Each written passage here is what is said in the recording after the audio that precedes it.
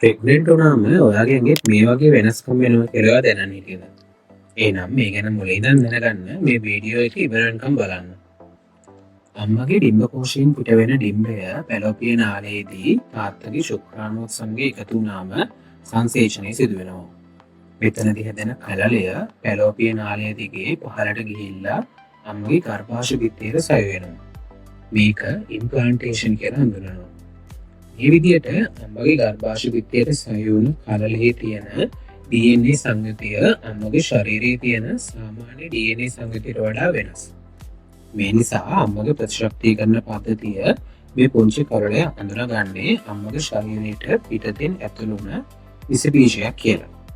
ප්‍රතිශක්තිකරණ පද්ධතියේ තියෙන සෛල හා ප්‍රතිදේහ මගින් මේක ශරීරයෙන් ඉවත් කරන්න උත්සාහ කරනවා. මේ නිසා අම්මට ලැබෙන පළවෙනි අභියෝගය තමයි මේ පුංචි කලලය අම්මගේ ප්‍රතිශක්තිකරණ පද්ධතියෙන් ආරක්ෂා කරගන්න එක.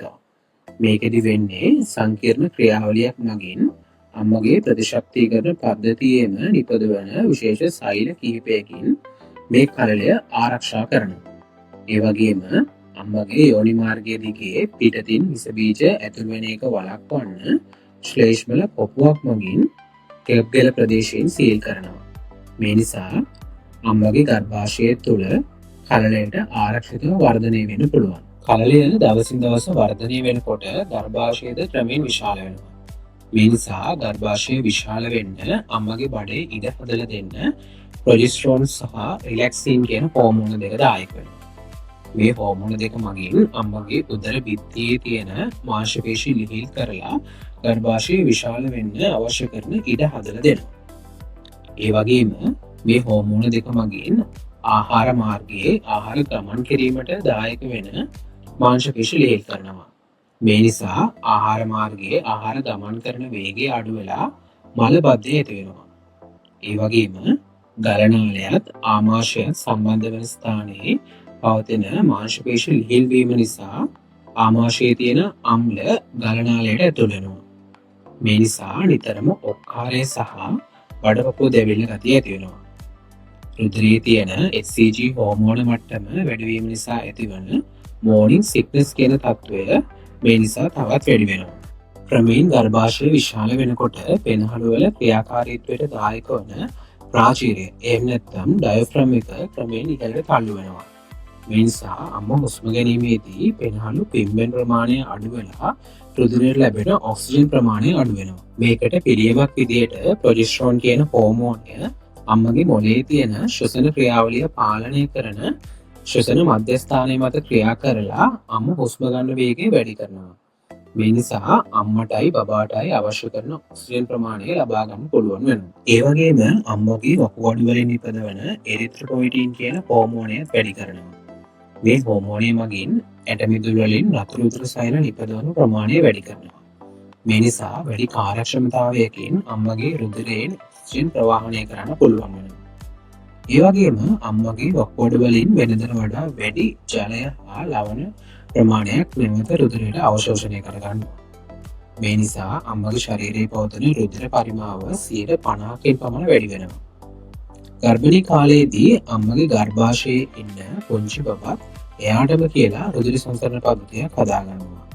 මේකට අවශ්‍ය කරන යකඩ හා අනෙක් පෝෂක ලබා ගන්නේ අම්මගෙන්. මේ නිසා අම්මට අවශ්‍ය කරන රතු රුධිර සෛල නිපදවන්න අවශ්‍ය පෝෂක සීමිත වෙනවා.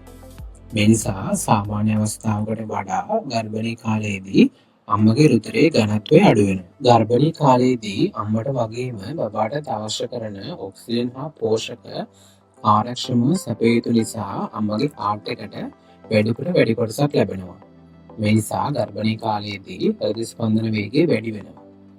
නමුත් ගර්භණී කාලයේදී අම්මගේ රුධිර සංසරණ පද්ධතිය ආශ්‍රිතව සිදුවන වෙනස් වීම් තවමත් හරියටම අඳුනගෙන නැහැ. මේ නිසා තවමත් ගර්භණී කාලයේ ඇතිවන බරපතලම සංකූලතා ඇති වෙන්නේ මේ රුධිර සංසරණ පද්ධතිය ආශ්‍රිතව. ඒ වගේම ගර්භාෂය විශාල වීමේදී හෘදයට ආපහු රුධිරය ගෙන එන රුධිර නාල තෙරපීම සිදු වෙනවා. මේ නිසා රුධිර නාලවල රුධිරය එකතු වෙනවා. මේ තත්ත්වය ගොඩක්ම දකින්න තියෙන්නේ කකුල්වල. මේ නිසා ගර්භණී කාලයේ කකුල් ඉදිමීම සිදු වෙනවා.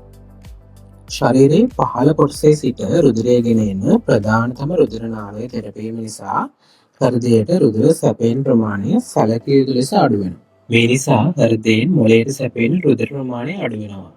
මේ නිසා ගර්භණී අම්මා කෙනෙක් ගොඩ වෙලාවක් හිටගෙන හිටියොත් මේ තත්ත්වය ඇති වෙලා ක්ලාන්ත ගතියක් ඇති වෙන්න පුළුවන්. අපි මේ වීඩියෝ එකෙන් කතා කළේ බොහොමයක් ගර්භණී කාන්තාවන් මුහුණ දෙන වෙනස්කම් කීපයක් ගැන.